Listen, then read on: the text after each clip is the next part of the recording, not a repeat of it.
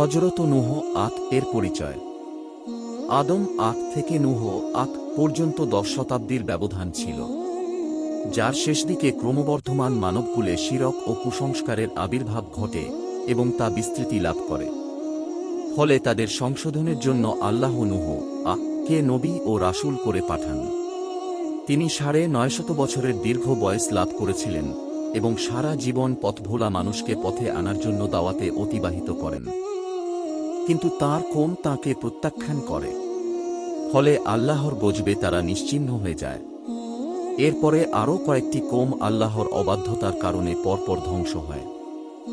এভাবে পৃথিবীতে আদি যুগে ধ্বংসপ্রাপ্ত 6টি জাতির ঘটনা কুরআনের বিভিন্ন স্থানে বর্ণিত হয়েছে এবং কুরআনের মাধ্যমেই জগদাসী তাদের খবর জানতে পেরেছে, যাতে মুসলিম উম্মাহ ও পৃথিবীবাসী তা থেকে শিক্ষা গ্রহণ করে।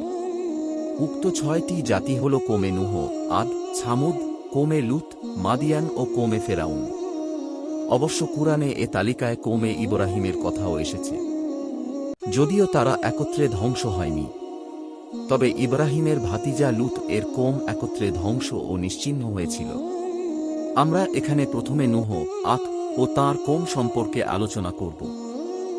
আবুল বাশার ছানি বা মানবজাতির দ্বিতীয় পিতা বলে খ্যাত নূহ আলাইহিস সালাম ছিলেন পিতা আদম আলাইহিস সালাম এর 10ম অথবা 8ম অধস্তন পুরুষ। তিনি ছিলেন দুনিয়াতে একম রাসূল। নূহ এর 4টি পুত্র ছিল শাম, হাম, ইয়াফিচ ও ইয়াম অথবা কেনান।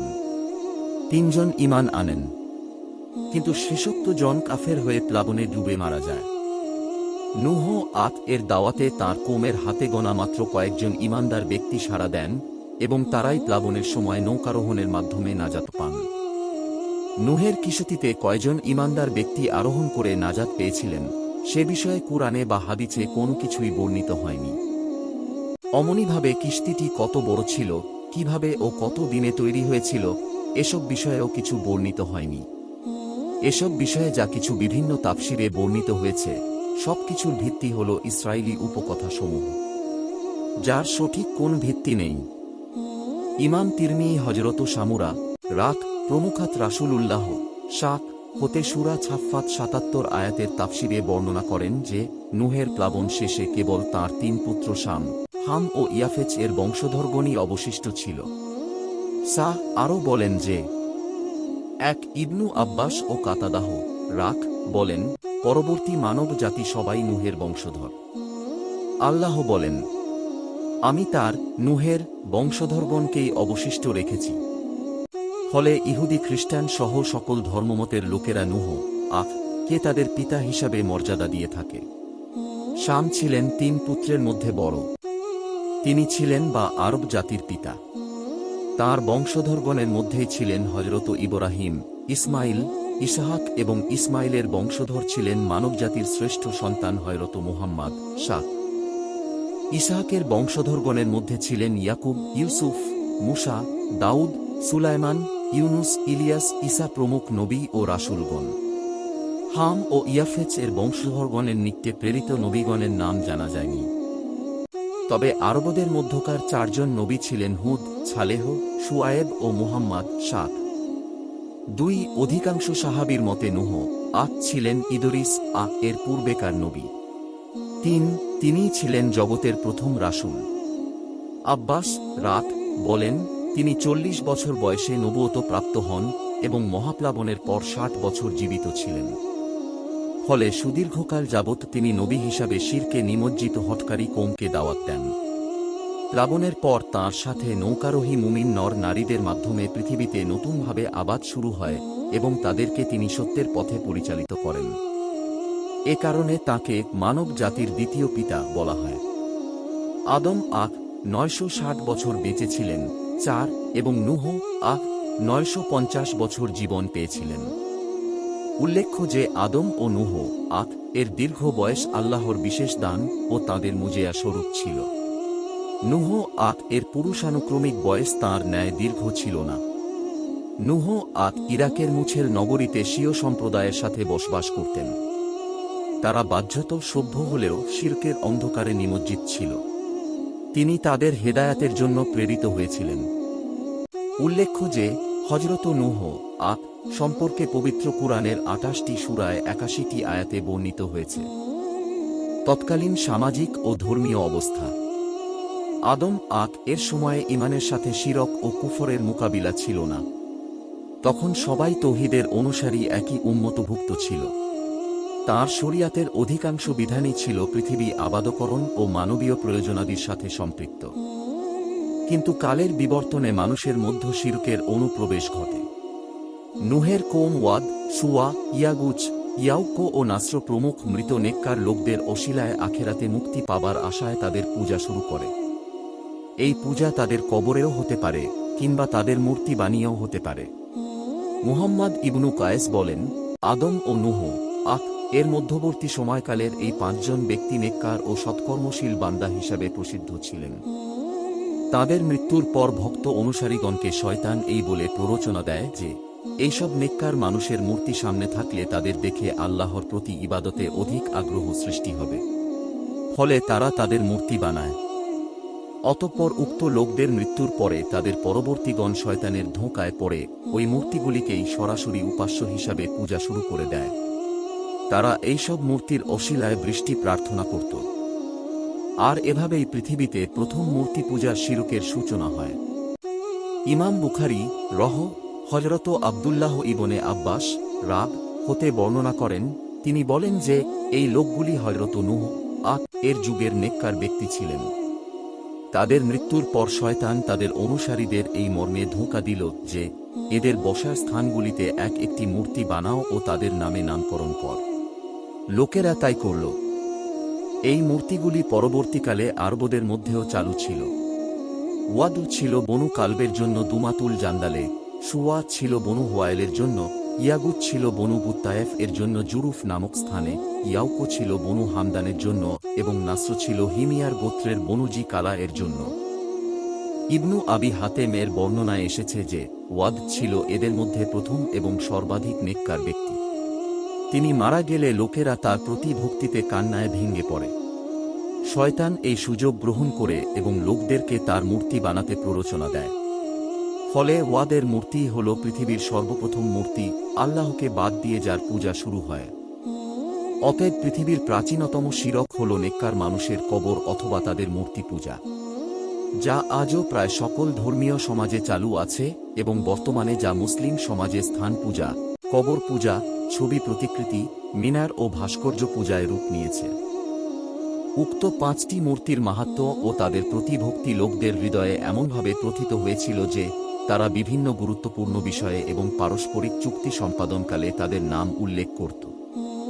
এতদ্ব্যতীত তারা নানাবিধ সামাজিক অনাচারে ডুবে গিয়েছিল।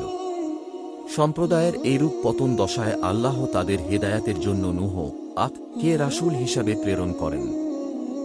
স্বীয় কওমের প্রতি নূহ এর দাওয়াত। আল্লাহ বলেন, আমি নূহকে তার কওমের নিকটে প্রেরণ করলাম তাদের উপরে মর্মান্তিক আযাব নাইল হওয়ার পূর্বেই তাদেরকে সতর্ক করার জন্য। নূহ তাদেরকে বলল, হে আমার জাতি, আমি তোমাদের জন্য স্পষ্ট সতর্ককারী। এ বিষয়ে যে তোমরা আল্লাহর ইবাদত কর, তাকে ভয় কর এবং আমার কথা মান্য কর। তাতে আল্লাহ তোমাদের পাপসমূহ ক্ষমা করবেন এবং নির্দিষ্ট সময় পর্যন্ত অবকাশ দিবেন। তবে এটা নিশ্চিত যে আল্লাহর নির্ধারিত সময় যখন এসে যাবে, তখন তা এতটুকুও পিছানো হবে না, যদি তোমরা তা জানতে। অতঃপর তিনি তাদেরকে শিরক পরিত্যাগ করে পরিপূর্ণভাবে আল্লাহর ইবাদতে ফিরিয়ে আনার জন্য বান্দার উপরে আল্লাহর অসংখ্য অনুগ্রহ অগণিত নেমতরাজির কথা স্মরণ করিয়ে দিয়ে বলেন, তোমরা কি লক্ষ্য কর না আল্লাহ কিভাবে সপ্ত আকাশ স্তরে স্তরে সৃষ্টি করেছেন? সেখানে তিনি চন্দ্রকে রেখেছেন আলো রূপে এবং সূর্যকে রেখেছেন প্রদীপ রূপে। আল্লাহ তোমাদেরকে মাটি থেকে উদ্গত করেছেন, অতঃপর তাতে ফিরিয়ে নিবেন ও আবার পুনরুত্থিত করবেন। আল্লাহ তোমাদের জন্য জমিনকে করেছেন বিছানা সদৃশ, যাতে তোমরা চলাফেরা করতে পার প্রশস্ত রাস্তাসমূহে। নূহ স্বীয় কওমকে দিন রাত দাওয়াত দিতে থাকেন। তিনি তাদেরকে প্রকাশ্যে ও গোপনে বিভিন্ন পন্থায় ও পদ্ধতিতে দাওয়াত দেন, কিন্তু ফলাফল হয় নিতান্ত নৈরাশ্যজনক। তাঁর দাওয়াতে অতিষ্ঠ হয়ে তারা তাঁকে দেখলেই পালিয়ে যেত, কখনো কানে আঙ্গুল দিত, কখনো তাদের চেহারা কাপড় দিয়ে ঢেকে ফেলত। তারা তাদের হঠকারিতা ও জিদে অটল থাকত এবং চরম ঔদ্ধত্য প্রদর্শন করত। একসময় কওমের সর্দাররা লোকদের ডেকে বলল, খবরদার, তোমরা তোমাদের পূর্বপুরুষদের পূজিত উপাস্য ওয়াদ, সুয়া, ইয়াগুচ, ইয়াউক ও নাসরকে কখনোই পরিত্যাগ করবে না। এভাবে তারা বহু লোককে পথভ্রষ্ট করে এবং তাদের ধনবল ও জনবল দিয়ে নূহ এর বিরুদ্ধে ভয়ানক সব চক্রান্ত শুরু করে। নূহ এর বিরুদ্ধে 5টি আপত্তি। কওমের অবিশ্বাসী নেতারা জনগণকে বিভ্রান্ত করার জন্য নূহ এর বিরুদ্ধে 5টি আপত্তি উত্থাপন করেছিল, যথা: 1. আপনি তো আমাদের মতোই একজন মানুষ, নবী হলে তো ফেরেশতা হতেন। 2. আপনার অনুসারী হল আমাদের মধ্যকার হীন ও কম বুদ্ধিসম্পন্ন লোকেরা। 3. কওমের উপরে আপনাদের কোনো প্রাধান্য পরিদৃষ্ট হয় না। 4. আপনার দাওয়াত আমাদের বাপ দাদাদের রীতি বিরোধী। 5. আপনি আসলে নেতৃত্বের অভিলাষী, অতএব আপনাকে আমরা মিথ্যাবাদী মনে করি। জনগণকে খেপিয়ে তোলার জন্য নূহ এর দাওয়াতকে ক্ষমতালোভী রাজনৈতিক আন্দোলন বলে আখ্যায়িত করে কাফের নেতারা বলল, এ লোক তো তোমাদের মতোই একজন মানুষ, আসলে সে তোমাদের উপরে নেতৃত্ব করতে চায়। আল্লাহ ইচ্ছা করলে তো একজন ফেরেশতা পাঠাতে পারতেন। তাছাড়া এ লোক যেসব কথা বলছে তা তো আমরা আমাদের বাপ দাদাদের কাছে কখনো শুনিনি। আসলে লোকটার মধ্যে পাগলামি রয়েছে কিংবা তার সাথে কোন জিন রয়েছে। অতএব তোমরা এ ব্যক্তির দিকে ভ্রুক্ষেপ কর না, বরং কিছুদিন অপেক্ষা কর। এভাবে তারা তাকে সরাসরি পাগল বলে এবং প্রাণে মারার হুমকি দেয়। আপত্তি সমূহের জবাব। 1. গোত্রের নেতাদের উপরোক্ত আপত্তি ও অপবাদ সমূহের জবাবে নূহ বলেন, হে আমার কওম, আমি যদি আমার প্রভুর পক্ষ হতে স্পষ্ট দলিলের উপরে থাকি, আর তিনি যদি তাঁর পক্ষ হতে আমাকে রহমত দান করেন, আর সেসব থেকে যদি তোমাদের চক্ষু অন্ধ থাকে, তাহলে কি আমি তা তোমাদের ইচ্ছার বিরুদ্ধে তোমাদের উপরে চাপিয়ে দিতে পারি? একথা দ্বারা বোঝানো হয়েছে যে নবুয়াত ও রিসালাত চেয়ে পাওয়া যায় না। এটা সম্পূর্ণরূপে আল্লাহর ইচ্ছাধীন। তিনি মানুষের জন্য কোন ফেরেশতাকে নয়, বরং তাঁর মনোনীত কোন মানুষকেই নবী করে পাঠিয়ে থাকেন স্পষ্ট দলিল প্রমাণ সহকারে।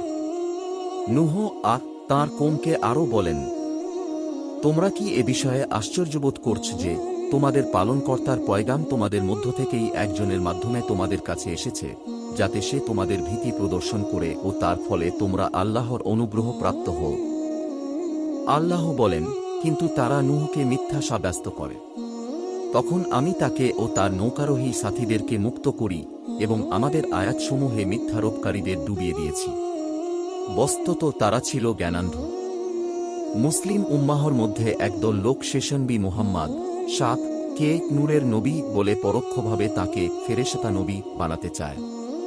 এভাবে তারা বিগত যুগের কাফিরদের সন্দেহবাদের অনুসরণ করে মাত্র।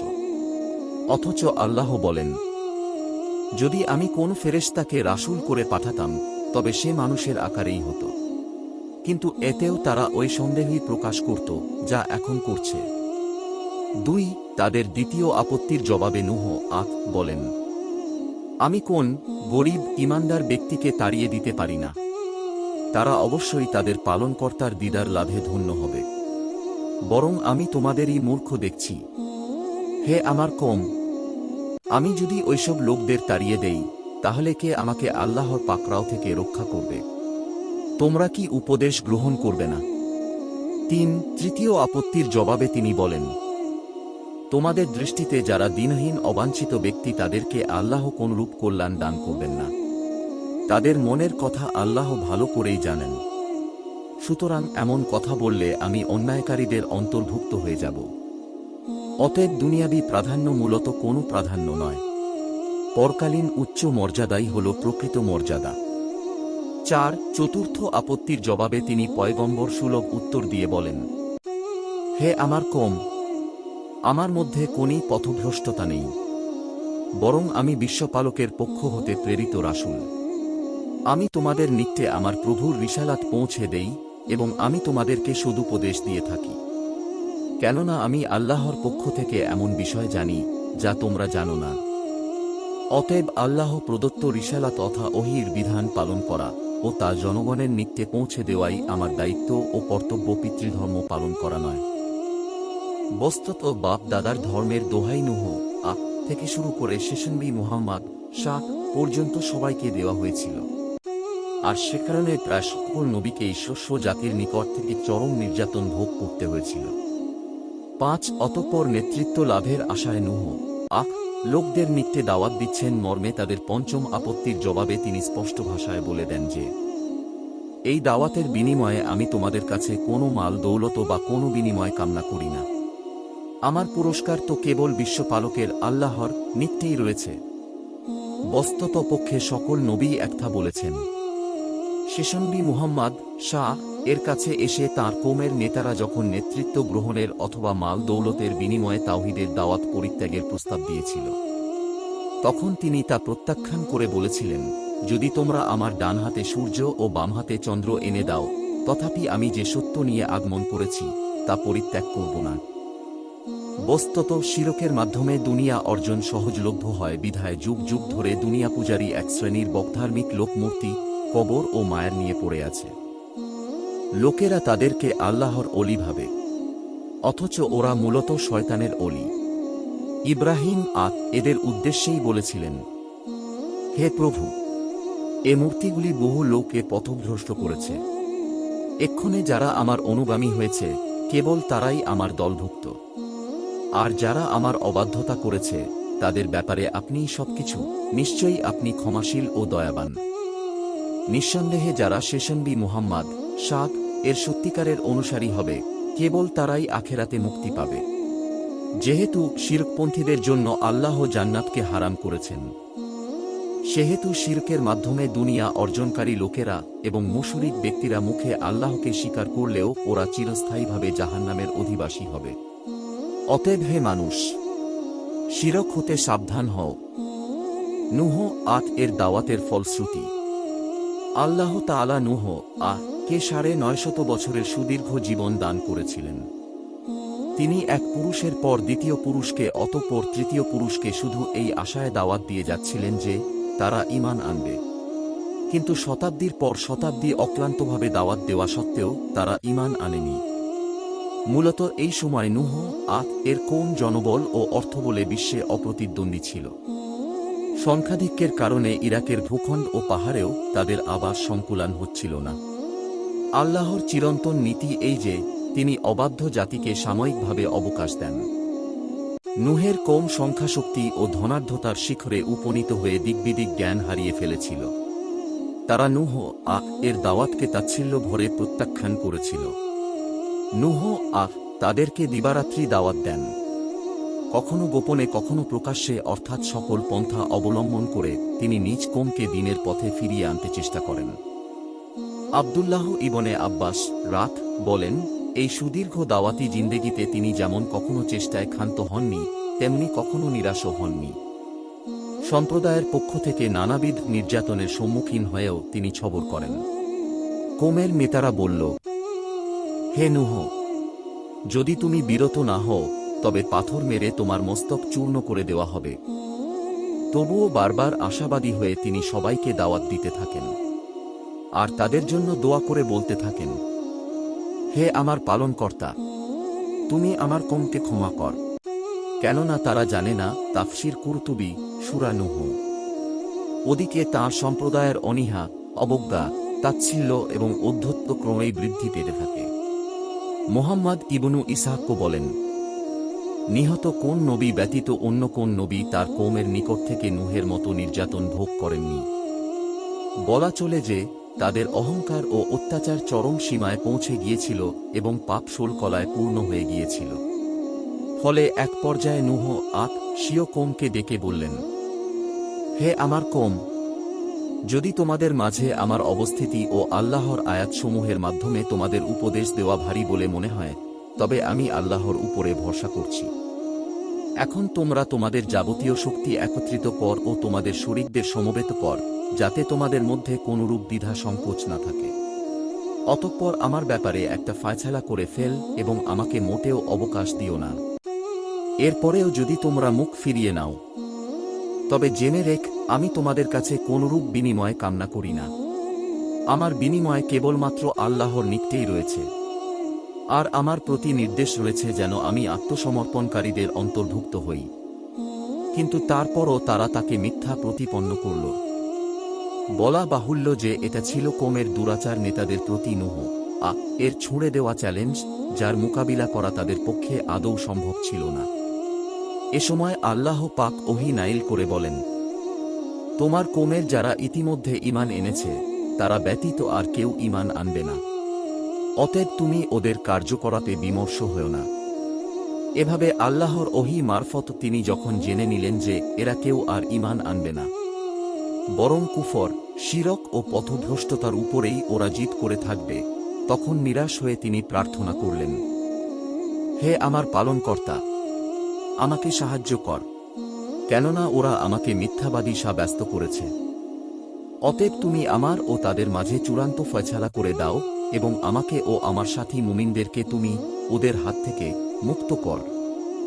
তিনি স্বীয় প্রভুকে আহ্বান করে বললেন, 10 আমি অপারগ হয়ে গেছি, এক্ষণে তুমি ওদের বদলা নাও।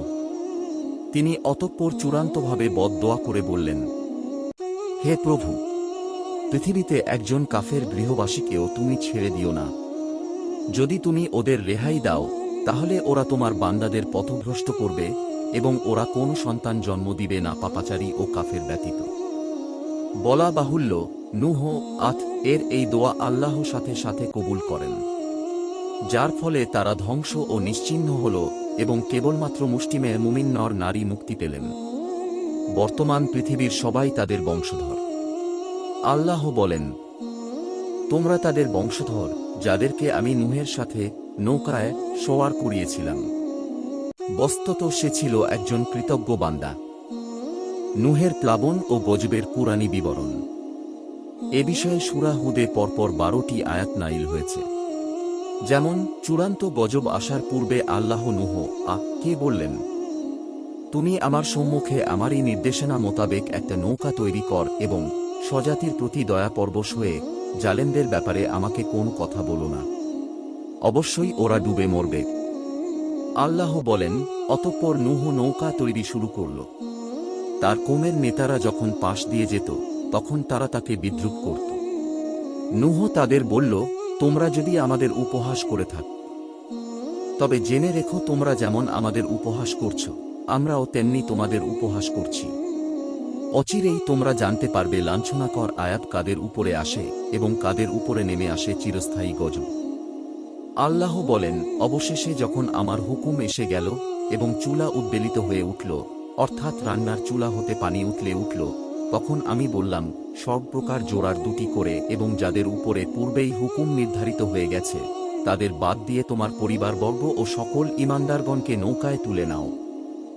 বলা বাহুল্য অতি অল্প সংখ্যক লোকই তার সাথে ঈমান এনেছিল। নূহ তাদের বলল, তোমরা এতে আরোহণ কর, আল্লাহর নামেই এর গতি ও স্থিতি। নিশ্চয়ই আমার প্রভু অতি ক্ষমাশীল ও দয়াবান। অতঃপর নৌকাখানি তাদের বহন করে নিয়ে চলল পর্বতপ্রমাণ তরঙ্গমালার মাঝ দিয়ে।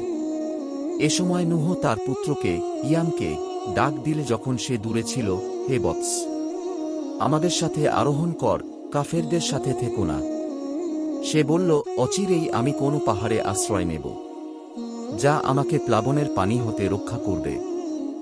নূহ বলল, আজকের দিনে আল্লাহর হুকুম থেকে কারু রক্ষা নেই, একমাত্র তিনি যাকে দয়া করবেন সে ব্যতীত।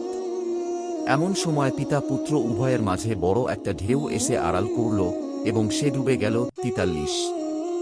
অতঃপর নির্দেশ দেওয়া হল, হে পৃথিবী, তোমার পানি গিলে ফেল, অর্থাৎ হে প্লাবনের পানি নেমে যাও। হে আকাশ, ক্ষান্ত হও, অর্থাৎ তোমার বিরামহীন বৃষ্টি বন্ধ কর। অতঃপর পানি হ্রাস পেল ও গজব শেষ হল। ওদিকে জুদি এ সময় নূহ তার প্রভুকে ডেকে বলল, হে আমার পালনকর্তা, আমার পুত্র তো আমার পরিবারের অন্তর্ভুক্ত, আর তোমার ওয়াদাও নিঃসন্দেহে সত্য, আর তুমি সর্বাপেক্ষা বিজ্ঞ ফায়সালাকারী। আল্লাহ বললেন, হে নূহ, নিশ্চয়ই সে তোমার পরিবারভুক্ত নয়, নিশ্চয়ই সে দুরাচার। তুমি আমার নিকটে এমন বিষয়ে আবেদন কর না যে বিষয়ে তোমার জ্ঞান নেই। আমি তোমাকে সতর্ক করে দিচ্ছি যেন জাহিলদের অন্তর্ভুক্ত হও না। নূহ বলল, হে আমার পালনকর্তা, আমার অজানা বিষয়ে আবেদন করা হতে আমি তোমার নিকটে পানাহ চাচ্ছি। তুমি যদি আমাকে ক্ষমা না কর ও অনুগ্রহ না কর, তাহলে আমি ক্ষতিগ্রস্তদের অন্তর্ভুক্ত হয়ে যাব। বলা হল, হে নূহ, এখন নৌকা থেকে অবতরণ কর আমার পক্ষ হতে নিরাপত্তা ও সমৃদ্ধি সহকারে তোমার উপর ও তোমার সঙ্গী দলগুলির উপর এবং সেই ভবিষ্যৎ সম্প্রদায়গুলির উপর যাদেরকে আমি সত্তর সম্পদরাজি দান করব। অতঃপর তাদের উপরে আমার পক্ষ হতে মর্মান্তিক আয়াত স্পর্শ করবে। মাক্কি জীবনের চরম আতঙ্ক ও উৎকণ্ঠার মধ্যে সূরা হুদ নাইল করে সেখানে যথাক্রমে নূহ, হুদ, ছালেহ, ইব্রাহিম, লূত, শুআয়েব ও মূসা প্রমুখ বিগত নবী ও রাসূলগণের ও তাদের সম্প্রদায়ের কাহিনী সংক্ষেপে বর্ণনার মাধ্যমে রাসূলুল্লাহ সাত ও তাঁর সাথীদেরকে আল্লাহ সান্ত্বনা দিয়েছেন। যেমন প্রথমে নূহ এর কাহিনী বর্ণনা শেষে আল্লাহ বলেন, এটি গায়েবের খবর যা আমি আপনার নিকটে ওহী করেছি, যা ইতিপূর্বে আপনি বা আপনার সম্প্রদায় জানত না। অতএব আপনি ধৈর্য ধারণ করুন। নিশ্চয়ই শুভ পরিণাম কেবল আল্লাহভীরুদের জন্যই। বস্তুত কুরআনের মাধ্যমেই পৃথিবীবাসী সর্বপ্রথম বিগত যুগের এই সব ধ্বংসপ্রাপ্ত জাতির খবর জানতে পেরেছে। অন্যান্য বিবরণ। সূরা হুদে বর্ণিত উপরোক্ত আয়াতসমূহে নূহ এর প্লাবনের নাতিদীর্ঘ ঘটনা বিবৃত হয়েছে।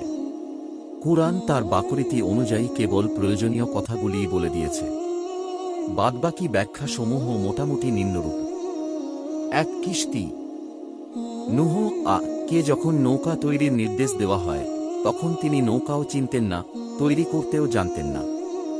আর সে কারণেই আল্লাহ নির্দেশ দিলেন, তুমি নৌকা তৈরি কর আমাদের চোখের সম্মুখে ও আমাদের ওহী অনুসারে। এর দ্বারা বোঝা যায় যে নৌকা তৈরির জন্য প্রয়োজনীয় উপকরণ সমূহ ও নির্মাণ কৌশল জিবরিল নূহ কে শিক্ষা দিয়েছিলেন। এভাবে সরাসরি ওহীর মাধ্যমে নূহ এর হাতে নৌকা ও জাহাজ নির্মাণ শিল্পের গোড়াপত্তন হয়। অতঃপর যুগে যুগে তার উন্নতি সাধিত হয়েছে এবং মানুষ ব্যবসা বাণিজ্যের মালামাল ও যাত্রী পরিবহনে নতুন যুগে প্রবেশ করেছে। আধুনিক বিশ্ব সভ্যতা যার উপরে দাঁড়িয়ে আছে। একটা ধারণা করা মোটেই অমূলক হবে না যে উক্ত নৌকা তৈরি করতে নূহ এর বহুদিন সময় লেগেছিল। নৌকাটি অবশ্যই বিরাটায়তনের ছিল, যাতে মানুষ, পশু ও পাখি পৃথকভাবে থাকতে পারে। কিন্তু এজন্য নৌকাটি কয় তলা বিশিষ্ট ছিল, কি কাঠের ছিল, কত গজ লম্বা ও চওড়া ছিল, এসব কাহিনীর কোন সঠিক ভিত্তি নেই। নদীবিহীন মরু এলাকায় বিনা কারণে নৌকা তৈরি করাকে পশুশ্রম ও নিছক পাগলামি বলে কওমের নেতারা নূহ কে ঠাট্টা করত। এ ব্যাপারে নূহ বলতেন, তোমাদের ঠাট্টার জবাব সত্তর তোমরা জানতে পারবে। দীর্ঘদিন ধরে নৌকা তৈরি শেষ হবার পরেই আল্লাহর চূড়ান্ত ফায়সালা নেমে আসে এবং গজবের প্রাথমিক আলামত হিসাবে চুলা থেকে পানি বের হতে থাকে। 2. তান্নুর ও তুফান। তান্নুর বলা হয় মূলত উনুন বা চুলাকে। এটি অনারব শব্দ, যাকে আরবি করা হয়েছে কুরতুবি। সহজ সরল ও প্রকাশ্য অর্থ অনুযায়ী ইরাকের মুছেল নগরীতে অবস্থিত নূহ এর পারিবারিক চুলা থেকে পানি উঠলে বের হওয়ার আলামতের মাধ্যমেই নূহের তুফানের সূচনা হয়। অর্থাৎ এটি ছিল প্লাবনের প্রাথমিক আলামত মাত্র। কুরতুবি। তুফান অর্থ যে কোন বস্তুর অত্যাধিক্য। প্লাবনকে তুফান বলা হয় পানির আধিক্যের কারণে, যা সব কিছুকে ডুবিয়ে দেয়। আল্লাহ বলেন, আমি নূহকে প্রেরণ করেছিলাম তার সম্প্রদায়ের নিকট। সে তাদের মধ্যে 50 কম 1000 বছর অবস্থান করেছিল। অতঃপর তাদেরকে তুফান অর্থাৎ মহাপ্লাবন গ্রাস করেছিল। আর তারা ছিল অত্যাচারী। যদিও অনেকে এর নানারূপ ব্যাখ্যা দিয়েছেন, যার সবকিছুই ইসরাইলিয়াত এবং ভিত্তিহীন। ভূতলের উত্থিত পানি ছাড়াও তার সাথে যুক্ত হয়েছিল অবিরামধারে আকাশবন্যা। যেমন আল্লাহ বলেন, অবশেষে যখন আমার হুকুম এসে পৌঁছল এবং চুলা উচ্ছ্বসিত হল, অর্থাৎ ভূপৃষ্ঠ পানিতে উদ্বেলিত হয়ে উঠল। অন্যত্র আল্লাহ বলেন, তখন আমি খুলে দিলাম আকাশের দুয়ারসমূহ প্রবল বারিপাতের মাধ্যমে এবং ভূমি থেকে প্রবাহিত করলাম নদীসমূহকে। অতঃপর উভয় পানি মিলিত হল একটি পূর্ব নির্ধারিত কাজে, অর্থাৎ ডুবিয়ে মারার কাজে। আমি নূহকে আরোহণ করালাম এক কাষ্ঠ ও পেরেক নির্মিত জলানে। যা চলত আমার দৃষ্টির সম্মুখে। এটা তার অর্থাৎ আল্লাহর পক্ষ থেকে প্রতিশোধ ছিল, যাকে প্রত্যাখ্যান করা হয়েছিল। আমি একে নিদর্শন হিসাবে রেখে দিয়েছি। অতএব উপদেশ গ্রহণ করার কেউ আছে কি? যে কারণে নূহ পুত্র ইয়াম পাহাড়ে আশ্রয় নিয়েও রেহাই পায়নি। ওই সময় কোন কোন ঢেউ পাহাড়ের চূড়া হতেও উঁচু ছিল। অতঃপর প্লাবন বিধ্বংসী রূপ ধারণ করে এবং পাহাড়ের মত ঢেউয়ের মধ্য দিয়ে নৌকা চলতে থাকে। নৌকার আরোহীগণ। তুফানের আলামত প্রকাশিত হওয়ার সাথে সাথে নূহ কে হুকুম দেওয়া হল, জোর বিশিষ্ট প্রত্যেক প্রাণীর এক এক জোড়া করে নৌকায় তুলে নাও। এর দ্বারা কেবল ওইসব প্রাণী বোঝানো হয়েছে যা নর ও মাদির মিলনে জন্মলাভ করে এবং যা মানুষের দৈনন্দিন জীবনে অতি প্রয়োজনীয়, যেমন গরু, ছাগল, ঘোড়া, গাধা ও হাঁস, মুরগি ইত্যাদি পশু পক্ষী। এরপর নূহ কে নির্দেশ দেওয়া হয় কেবল তাঁর পরিবারসহ ঈমানদার নর নারীকে নৌকায় তুলে নিতে, যাদের সংখ্যা অতীব নগণ্য ছিল, কিন্তু সঠিক সংখ্যা কুরআন বা হাদিসে উল্লেখিত হয়নি। তবে আব্দুল্লাহ ইবনে আব্বাস হতে বর্ণিত হয়েছে যে তাদের সংখ্যা ছিল 40 জন করে, পুরুষ ও নারী মোট 80 জন। প্লাবনের পর তারা ইরাকের মুছেল নগরীর যে স্থানটিতে বসতি স্থাপন করেন তা ছামানুন বা 80 নামে খ্যাত হয়ে যায়। মুক্তিপ্রাপ্তদের সুমর জাতি বলা হতো। যদি পাহাড়ে গিয়ে নৌকা নোঙর করে, এ পাহাড়টি আজও ওই নামেই পরিচিত। এটি নূহ এর মূল আবাসভূমি ইরাকের মুছেল নগরীর উত্তরে ইবনে উমর দ্বীপের অদূরে আর্মেনিয়া সীমান্তে অবস্থিত। বস্তুত এটি একটি পর্বতমালার অংশ বিশেষের নাম। এর অপর এক অংশের নাম আরারাত পর্বত। প্রাচীন ইতিহাসে উল্লেখ রয়েছে যে ইরাকের বিভিন্ন স্থানে উক্ত কিশোরীর ভগ্ন টুকরা সমূহ অনেকের কাছে সংরক্ষিত আছে, যা বরকত মনে করা হয় এবং বিভিন্ন রোগ ব্যাধিতে আরোগ্যের উদ্দেশ্যে ব্যবহার করা হয়। উল্লেখ্য যে নূহের পুত্র কাফিরদের দলভুক্ত হওয়ায় মহাপ্লাবনে ধ্বংস হয়েছিল, কিন্তু নূহের স্ত্রী সম্পর্কে এখানে কিছু বলা হয়নি। এতে স্পষ্ট হয় যে তিনি আগেই মারা গিয়েছিলেন। তিনি গোপনে কুফরি পোষণ করতেন ও কাফিরদের সমর্থন করতেন।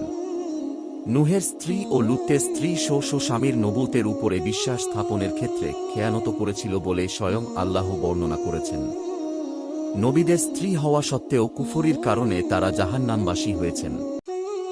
সম্ভবত মহাপ্লাবনের সময় নূহের স্ত্রী জীবিত ছিলেন না, সে কারণ গজবের ঘটনা বর্ণনায় কেবল পুত্র ইয়ামের কথা এসেছে, কিন্তু তার মায়ের কথা আসেনি।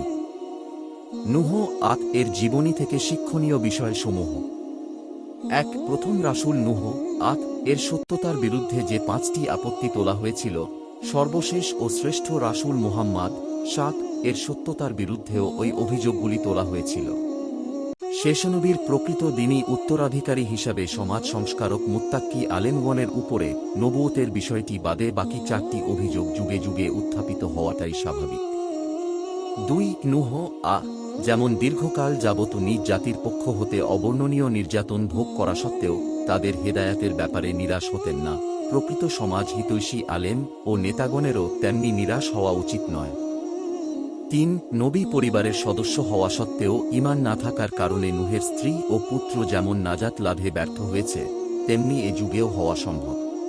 কাফির ও মুশরিক সন্তান বা কোনো নিত্যাত্মীয়ের মাগফিরাতের জন্য আল্লাহর নিত্যে দোয়া করা যায় নয়। 4, ঈমানী সম্পদই বড় সম্পদ। আল্লাহর নিত্যে ঈমানদারের মর্যাদা সর্বাপেক্ষা বেশি, যদিও সে দুনিয়াবী জীবনে দিনহীন গরিব হয়। 5, ঈমানহীন সমাজ নেতা ও ধনী লোকদের খুশি করার জন্য ঈমানদার গরিবদের দূরে সরিয়ে দেওয়া যাবে না। 6, মৃত নেককার মানুষের অশিলায় পরকালে মুক্তি পাওয়ার ধারণার ভিত্তিতে সৃষ্ট মূর্তি পূজার শিরক বিশ্ব ইতিহাসের প্রাচীনতম শিরক।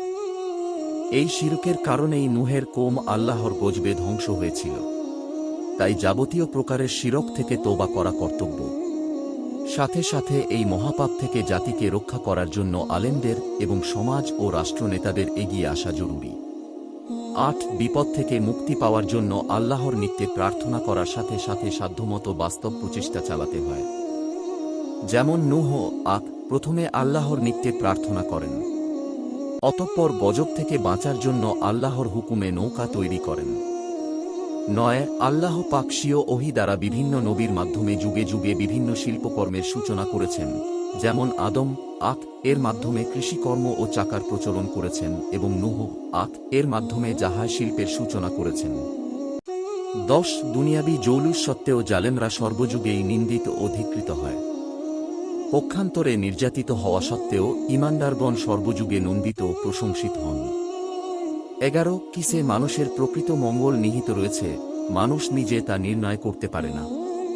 তাকে সর্বদা আল্লাহর রহমতের মুখাপেক্ষী থাকতে হয়। তাই আল্লাহর ওহী তথা পবিত্র কুরআন ও সহিহ হাদিসের হেদায়াতই প্রকৃত হেদায়াত এবং চূড়ান্ত সত্যের মাপকাঠি। 12 পূর্বতন সকল নবীর দাওয়াত ছিল এক ও অভিন্ন, এবং তা ছিল নির্ভেজাল তাওহীদের প্রতি দাওয়াত। মানুষের সার্বিক জীবনে তাওহীদ প্রতিষ্ঠাই হল প্রকৃত অর্থে ইকামতে দিন। 13 আল্লাহ স্বীয় নেককার বান্দাগণের পক্ষে তাদের শত্রুদের থেকে প্রতিশোধ নিয়ে থাকেন এবং নেক বান্দাদের মুক্ত করেন।